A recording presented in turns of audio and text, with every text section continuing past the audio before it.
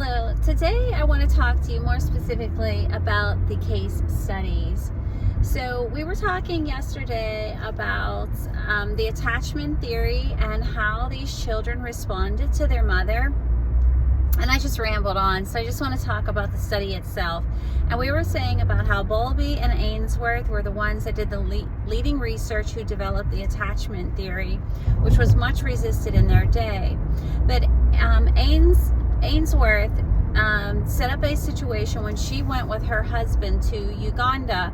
She got to work with children over a period of time, that longitudinal study, and she did some research in what she called a strange situation, where she took children that were 1 year old, and she took the mother and the child into a room with toys, and the mother was in there for a little bit with the children, and then the mother then was cued to get up and leave the room, which she did, and all of the children responded, negatively. They cried because their mother left them, like they're in a strange place, right? So, and then after, a couple minutes, the mother was told to go back in. And based on the reaction of the children, this is where she quantified whether they were securely attached or insecurely attached. And she, differentiated the insecurely attached into avoidant or anxious.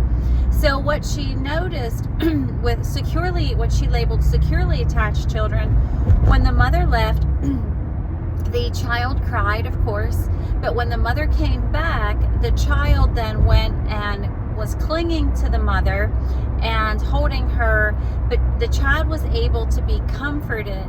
And so what they discovered was that babies need proximity and touch in order to be healthy. And so once the baby felt comfortable that mommy was back, then the baby began to play again. And she studied these children at 18 months and after that. And these securely attached children, the older they got, the less contact that they needed and the less proximity, because there was that secure base that was built. So they began to do exploration. They began to go out and feel confident enough in themselves. They felt confident enough in their base that they were loved, that they were secure, that they could venture out into the world. And so over time, those are securely attached people who can form healthy relationships. Later studies on these children, they're able to form friendships, relationships, all types of stuff, in a healthier, more systematic way. So the insecure attached children, what she named ambivalent, which is really what they call anxious attachment today. These children, when the mother left, of course, the child was upset, but when she came back, the child began to squirm and was pushing against her and like arching their back. They didn't really want to be touched, and they were still crying and clingy. They were super clingy, and some researchers at the time thought that they were overly attached, but Ainsworth and Bowlby were able to show, no, they are not overly attached. You can't be overly bonded to your parent. They are insecurely attached, and that's why they're clingy. And so these children later in life are, your frantic kind of people. They are on edge all the time. They're super alert, super paying attention to everything, because essentially what happens is the mother is inconsistent in her care.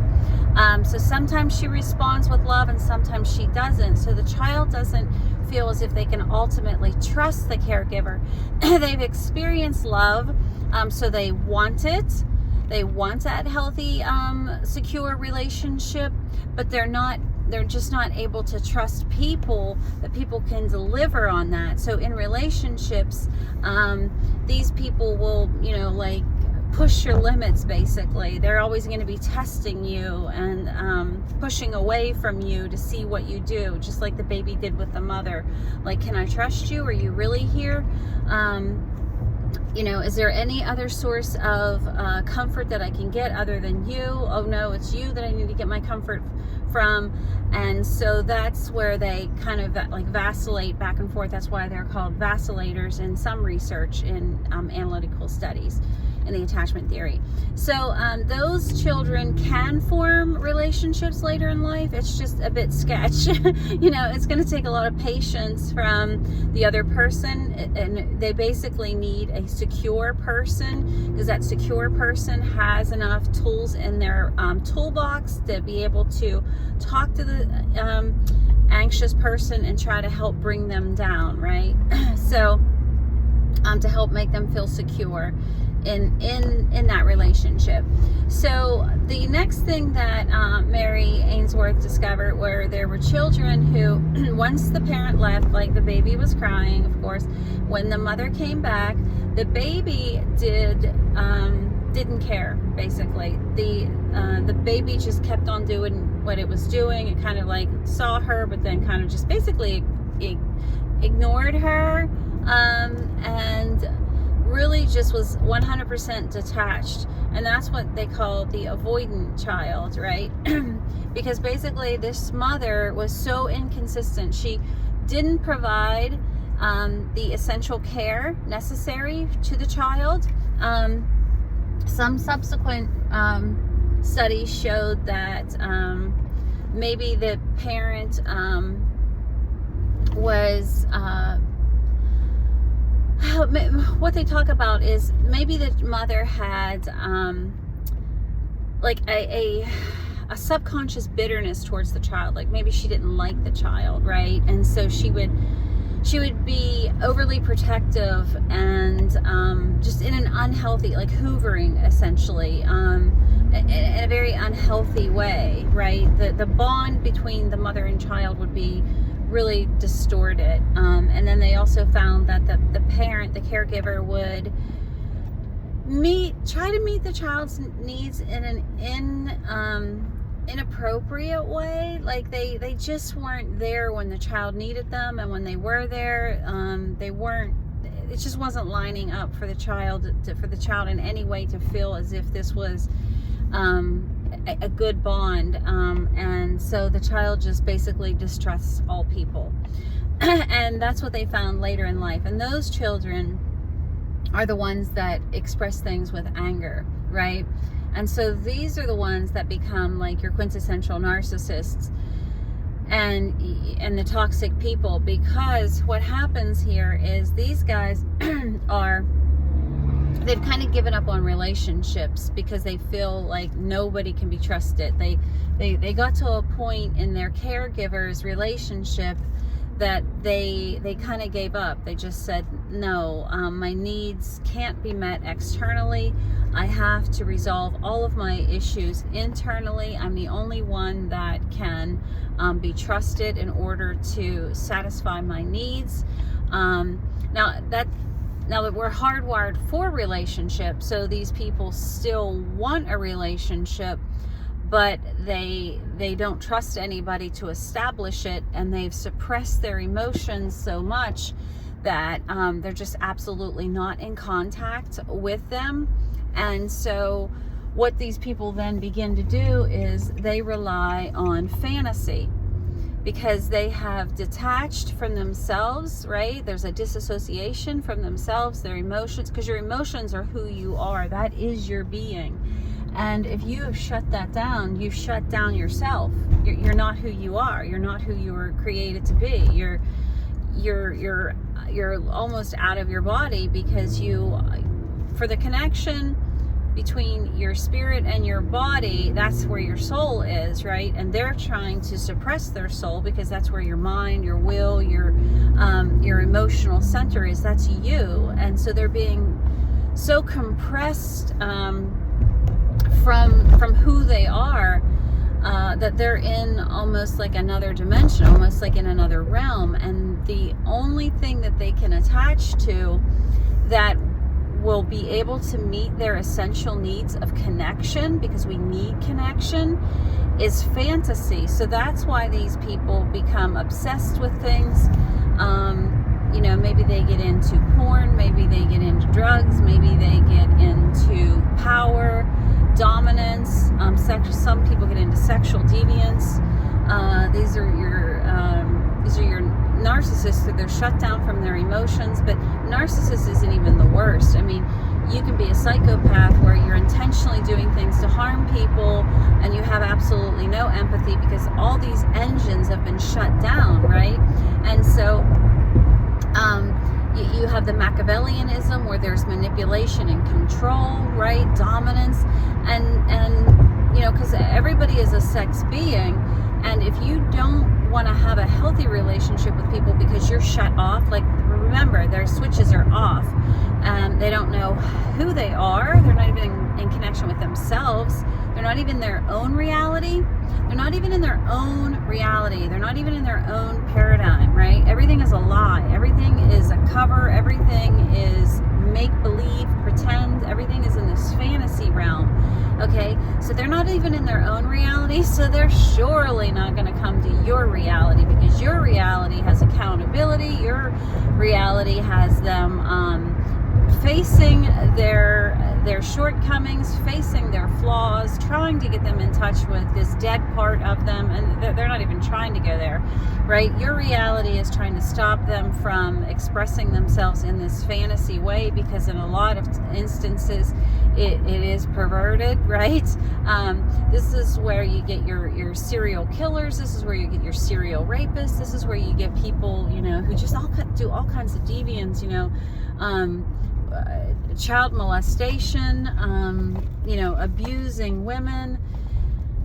Because what happens as well is, if it was your mother who stunted your growth essentially because she didn't form a bond with you.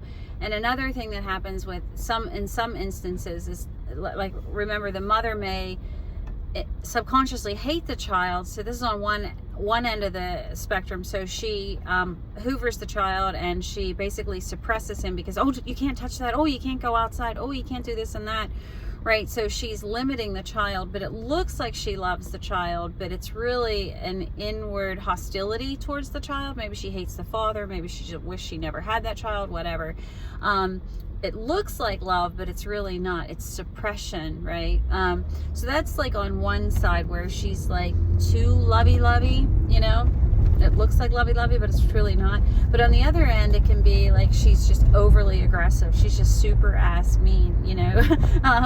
So in these cases, what the child is doing is, the child needs security, they need to feel accepted, they need to feel approved in close proximity with their caregiver so that they can go out and explore the world, and so they can go out and form new relationships with other people. Okay, so remember, they have given their mother an F, like failed, like no. They got the big old fat no on, can I feel safe and secure with you? Do I feel approved? Do I feel valued? Do I feel honored? You know, do I feel safe enough to go out into the world? And for this avoidant child, the answer is no. So that proximity and that closeness with their mother never gets resolved. And this is where they have mommy issues. This is where you get the mommy's boy, right? The boy who is forever trying to please his mommy, and the mommy who is forever not trying to be pleased.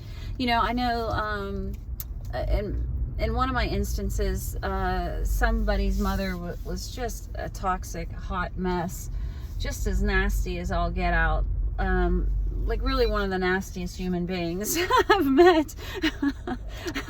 And they do it all in the name of like, oh, I care for you, I'm trying to help you. And so this individual like just didn't even know like really how mean this person is, and just was like, oh, you know, making allowances for this toxic bad behavior, right? And so but what this person is doing even in adulthood is they're still trying to get their mommy's approval. They're still trying to get in that close proximity for mommy to say I'm okay, and then once they get that, then they can be free from this and they can grow up and not be a child anymore. And I was trying to help this individual to see, like, mommy's never going to give you or her approval because mommy doesn't want you to leave. Mommy wants you to be her slave. Mommy wants you there to get all the groceries, to get everything for her, to do this for her, to do that for her, to take care of all of her needs. Like, mommy has you on this short little leash that she wants you on. And so she knows after all of these years, she knows how to control the lever. So she knows how much rejection to enter. It's love bombing, essentially, okay? The mother has, these mothers have these sons in a trauma bond. They're trauma bonded to their mothers, essentially. And so what happens is she gives a little bit of love. She love bombs, right? Like, oh, maybe I'll get mommy's approval. And then when they go do these things for their mother rejects them and shows them contempt. And, oh, no, you didn't do it right. You didn't do it fast enough. You didn't get the right things. Oh, my God, I wanted the pink one and you got the blue one. Like, oh, God, this is so terrible. And so then there's the devaluation here that this person's now ego, their narcissistic ego collapses on themselves. So now they need narcissistic supply. They need validation. And so that's why this person now is extremely toxic to women. All these people say that, oh, how somebody treats their mother is how they'll treat women. Like, did you ever do the research? Like, what are you talking about? Like, this guy hates his mother, right? These people hate their mother because they're still infants. This is why they are not mature, because they're at that stage of development. They're trapped in that stage of development. And just like the research shows that these children are the ones that lie, they steal, they manipulate, right? They're bullies, they're angry, and they throw temper tantrums, right? They're exhibiting like inappropriate childish behavior for their age as the children get older, right? And they're rejected by kind of everybody else.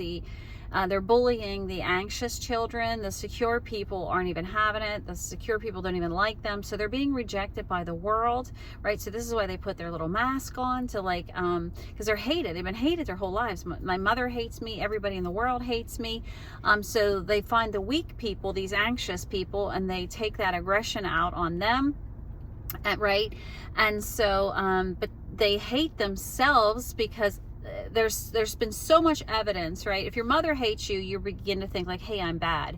But then you go into the world and then the world is showing you, I hate you, because the teachers didn't like them either, right? And so now you learn like, I am a bad object, right? And so you don't want to keep going into the world being hated. So that's why you have to pretend. They watch the securely attached children and they pick up cues from them. Remember, their emotions, their ego, their soul is suppressed, right? They're living like in another dimension almost. They're so disassociated from themselves. They're not even in themselves. That's why there can't be any truth, because they're not in their center being. They're off somewhere else, living in this fantasy world with this mask on, trying to show the world, oh, I'm securely attached, like, don't hate me, like, but they don't have emotions. They can't come into themselves, right? They're not anywhere near themselves. So, so this is why, even though they like love their mother, they hate their mother because she's keeping them trapped as a child, and they're not able to break away from her, okay, in order to be set free to become a man, in order to go out into the world and explore and form healthy relationships. So they've got all this anger and hatred, right? They can't take the hatred out on mommy, who really deserves it because she's a witch. Okay, she's like super mean, okay, and oppressive. But they can't take it out on her because, Lord forbid, because they need her approval to be set free.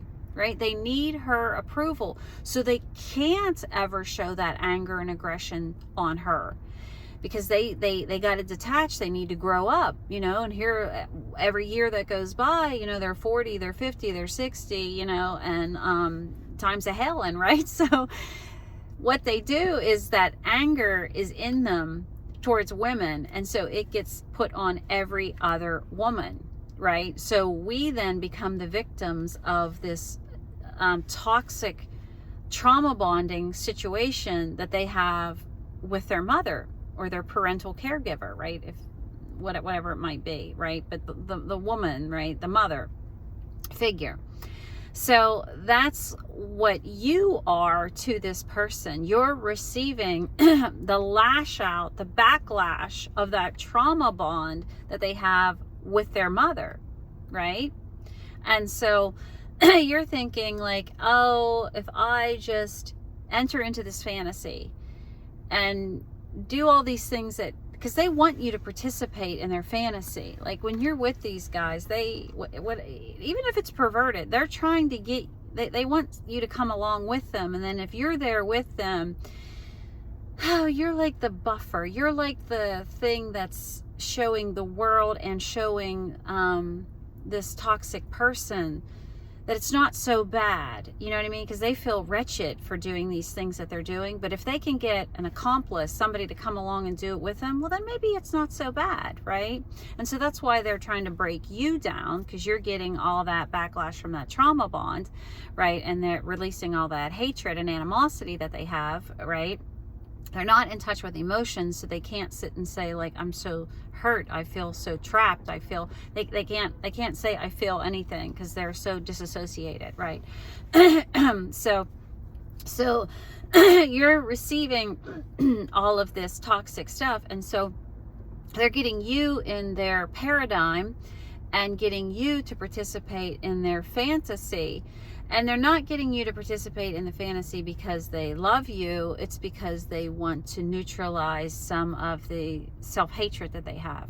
Okay? And nothing that you do, like if you take one more step down this road with them in darkness, like they're heading towards hell, right? Like this is all the scheme of the devil, right? They're trapped. They're deep in hell. Some of these people are really to just be at a narcissist level, like, oh my God, that's nothing. Like some of these, like I said, these psychopathic, Machiavellian people, like there can be some real twisted stuff, real high levels of perversion, especially the further that these people have gone in their lives. It's been unchecked and unhelped, right? There's some real deviance. So they're, excuse me, I'm talking too long, but they're trying to get you to go down this path. And if you take one more step with them, they're not going to love you. They don't have love. They don't have self-love. They're out of touch with themselves, right? And again, if they stop hating you and start loving you, what are they going to do with all that anger and hatred that they have for their mother subconsciously, right? They don't even know this if they're not aware, doing emotional intelligence stuff, which typically they're not. Because again, they don't want to know the truth. So if they actually start loving you and being kind to you and all this stuff, where does that hatred go? Well, that's going to go back on mom. Well, it can't go back on mom because, oh my God, I need to detach from mom in a successful way. So I have to keep running to her and doing everything for her, right? In order to become an adult one day. And at this point, like the mother's never going to set them free. She's not. She's got them in her claws because she's in the claws of the enemy. She's not willing to give this up unless she would be set free by Jesus Christ. Maybe the mother's even departed. So, you know, she's passed away, or she's like in a nursing home, and she's, you know, just not... She's not in her mental faculties in order to help set this person free. So they're trapped. They're forever trapped. And the only way, the only name that's going to set them free from this is Jesus Christ, not you. You're not their savior. If you do this dance with them and you keep taking step after step, day after day, it's just going to kill you. Because you're getting closer and closer to hell with every step and every day that you take with them. They're leading you to hell, right? And I used to tell my last psychopath, like, you're not going to take me to hell with you. Like, there's things I like to do with you. I get some enjoyment out of this, and I would say, but at the end of the day, you're on a path to hell, and you're not going to take me. I'm going to abort. Like, I am not going to hell with you, like, for real.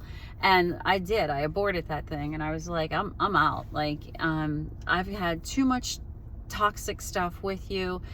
It outweighs any of the positive that I might have thought that there was. And so I'm done. I'm just cutting the head off that snake. And so, but in no way was I ever going to be able to help that individual or any other individual, because I'm not Jesus Christ. Like, Jesus Christ is the only one who can come in here and right this wrong, because this is so deep rooted, and it would take a work of God. Like, they've really, if this is you and you're like watching and you're one of these dudes, or you are these dudes, you really need to partner with Jesus. Like, mommy's not gonna change. You're not gonna be set free by mommy. And this abusive, toxic stuff that you're doing, it's killing you. It's destroying your life. It like truly is. And chasing after your next dopamine hit, you know this, that each year that you've gone after that dopamine, it has increasingly gotten more perverted. You know that. You know that. It has. And it's going to continue to. And you don't even like yourself today for what you're participating in. But if you keep doing this, you know it's going to get worse, because what does the body doesn't want to be satisfied on dopamine, right? You need to get healed from Jesus so that you can have the bonding chemicals in your brain and have a healthy relationship. The body normalizes all these dopamine hits. It's like they're addicted to a drug, right? You know this. So the perversion that you're doing today, you're getting that hit, but it's going to normalize tomorrow. The body's going to normalize dopamine out. And so you're going to have to go and do something a little more perverted. You know, and some of these people, they told me about some of the perverted stuff and how each year they went to a new level of perversion. And you're not done yet, because you're not off the train, right? Just because I'm out of your life, or just because that other girl's out of your life, or just because that other person's out of your life, you're still on that train, man. And that thing's heading straight away to hell. And so, like, for real, the real hell, like, this is not a path of Jesus Christ. Like, you can go to church, you can act like you're a Christian, you can talk like you're a Christian, you can participate in Bible studies, you can put praying hands all over your social media, you can say, oh, you know, thank you, Jesus, or whatever, but in your heart of hearts, like, this is so superficial. This is just part of your mask that you're trying to put out into the world. Like, no, in your real heart, you need to cry out to Jesus and say that this is abominable. You have to agree with Jesus that what you're doing is horrendous. You got to come into reality. You got to come back to your center being. Get out of this paradigm craziness. Like, you're killing yourself and you're harming so many other people. Like, cry out to Jesus. Call him in. Call him in. Tell him that you need him, that you want to be set free. You want to be healed. He can heal this trauma bond. He can come in. I don't know how he does it. But I know what it's called. It's called a miracle, because he fixed me back at that state of brokenness in my childhood. He can go back in there and rip up those roots, and he will plant seeds of righteousness. But you have to open the door to him. You have to invite him in. You have to say, look at what I'm doing. The work of my hands is abominable. And then God can step in and begin the work to sanctify you. And you children who have been harmed by these perverse people, okay, with God taking them out of your life, maybe you're already in a state like me where they were taken away and you had to deal with the trauma bond and all that pain and all that nonsense, you know, like abandonment and all this crazy stuff. That is God sanctifying you. That is God pulling you away from unrighteousness. That is God protecting you. So it hurts to deal with trauma bonds. It hurts to deal with love bombing and, you know, trauma bonding when you're severing these things, because it's really like an addiction. It truly is an addiction, and you have to get over the withdrawal of it. But I'm telling you, man, hold fast to it. Don't call this person. Go no contact. Do whatever you got to do. Go to churches. Go to Alcoholics Anonymous recovery groups. Go to whatever kind of group you can. Get around whatever kind of people you can get around, but do not call this person, because when you call them, right, you're going to validate in their twisted mind, like, oh, she's agreeing with me that everything I've done to her is okay because she called me and she's coming back. They have the same level of hell, right, waiting for you, because they didn't get off the train, you hopped off. Okay, so if you come hop back on the train, they're going to pull you up. Yeah, because they're dead inside. They need to feel as they need some level of validation, and you're validating them as this train just barrels on down the way to hell. Right, so they're going to pull you back up, but you're going to get the same old nonsense because this train is moving, man. It is moving, but you're going to not only get the same nonsense as before, okay, you're going to be picking up new trash along the way because he needs his next dopamine hit, right? And so more of their fantasy, whatever that fantasy is, whatever their bent, whatever their perversion is, and a lot of this, we're sexual beings, so a lot of this is sexually deviant stuff, right? That's what we're talking about here, kids. Like, we're talking about some stuff. This is like for real. But Jesus Christ can set you free. Both of you. The one that is receiving this nonsense from the other person because they're so broken and they don't love themselves. You need to listen to the Bible, both of you, right? And even the one that is doing all this nasty, abominable stuff, right? I'm not. Don't kill the messenger, man. Like, it's wrong. It's wrong. You can say whatever you want. You can play or hate on me all day long. I don't care. It's wrong. It's sinful. That's why you wear a mask. That's why you're disassociated. That's why you don't want anybody to know what you're doing. But I'm telling you, hell is real. And this fake Christianity that you're playing, dude, that ain't saving you, because the real Jesus would redeem you, would help you to stop doing this stuff, would hold you accountable. I hope this is helpful. May God bless you by the power and the blood and the name of Jesus Christ. May you all come out of whatever the bondage is that you're in. Amen.